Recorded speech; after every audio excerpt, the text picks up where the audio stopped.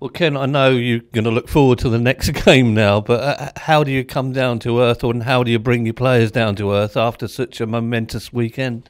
Yeah, first off, we've got to say well done to the players for Sunday. That's important. And again, as with any win, try to take the confidence out of it, which is, it's hard. It's a big part of football, and we should be confident after that type of performance, but confident, not complacent. Make sure that we don't just think we can turn up and win football matches. Realise how difficult the division is, and always pay the opposition respect, and make sure that we know to earn any points in this league, we have to work very, very hard. And we've had a high number of wins this year, and we've been pleased with that, but none necessarily come easy. And if we want to win on Saturday, it won't come easy either, and we know that. So we've talked a lot. We've talked about that balance. We've made sure physically we're right, but mainly you need to get right your attitude, your approach to things. And that's where we'll be, really drumming it into the players between now and Saturday, that attitude has to be right at Wycombe. Just to go back to Sunday, though, for the committed, it wasn't great for the blood pressure. For the neutral, it was a great football match. It was, and a great advert for the league, and quite a unique game with the size of the clubs and how tight it's been between the two clubs this season, vying for promotion to the championship. So, obviously some atmosphere, occasion, total one-off, one to be enjoyed, thrived on, and we're delighted in what was a game that swung one way than the other. We came out as a winners, albeit very narrowly on penalties, But yeah, we're delighted. We're delighted with the day. We're delighted with having won it. We hope it can be a stepping stone in a continued growth of the club. How do you lift the players when you've come to that sort of end of that 90 minutes and you've been so close, but you've got to go again? Yeah, you have to be honest with them about what they need to do.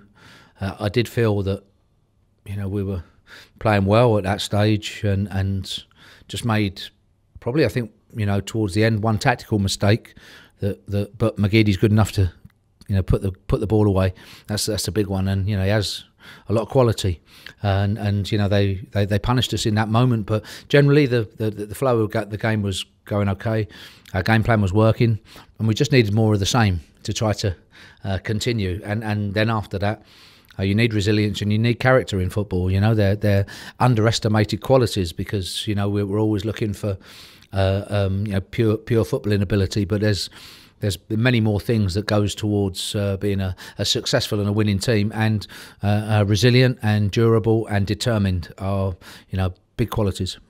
Lost in all the emotion of that, it's 4 wins on the trot now, which is great. And again, we hope that it builds confidence for us going towards the end of the season. If you're looking overall, we have to keep pressure on the top two sides, and as much as that, if there's any slip-ups, we have to be there and ready and waiting. If not, we want that 3rd or 4th spot so that we can get the second leg of the playoffs in at home in Fratton Park. So so there's plenty to go for, and also as well, if we want to be one of those 3 promoted sides, we'll need to finish the season strong. Some big games ahead, and as we talked about this morning with the players, 7 cup finals.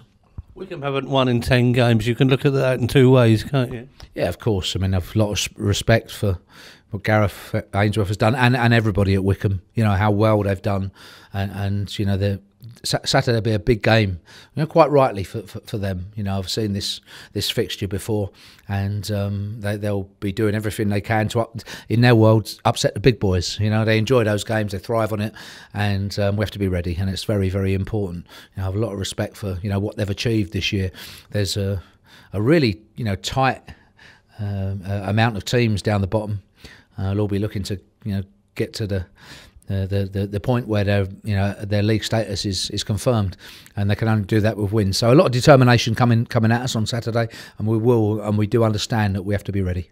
Ben Close came off in the game at Wembley. How is he, and what are your other injury problems? No, I thought that Ben was outstanding, particularly the second half time on. He was very, very good. He came off a cramp. Unfortunately, for him, because we would have wanted him to sort of complete it, but I did think he had a very good game. We had him down as one of the penalty takers, but luckily enough, in the end, the 5 lads that did step up all did the job, and we didn't necessarily need him.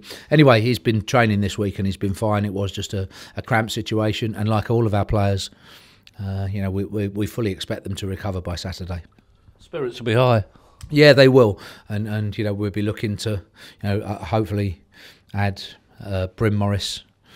2 things. The only other injury that we have at the moment is just Luke McGee is still feeling his hand, his broken hand, very slightly, which is just keeping him out of training today.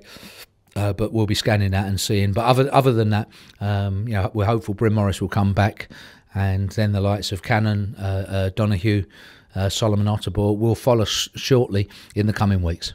Inevitably, with success comes rumours. You've been rumoured recently with maybe a job at QPR. What have you got to say about that? Yeah, there's some speculation about many people getting that job, and as I see it, it's just exactly that, speculation. When clubs turn over managers, a lot of names get linked, and that's just the case in this one. Are you flattered? Is it off-putting? It's not something I think about, to be honest with you. I haven't been contacted, and nor of the club, so it's not something that I concentrate on or think about. It's a high turnover business, and there's a lot of speculation about a lot of things.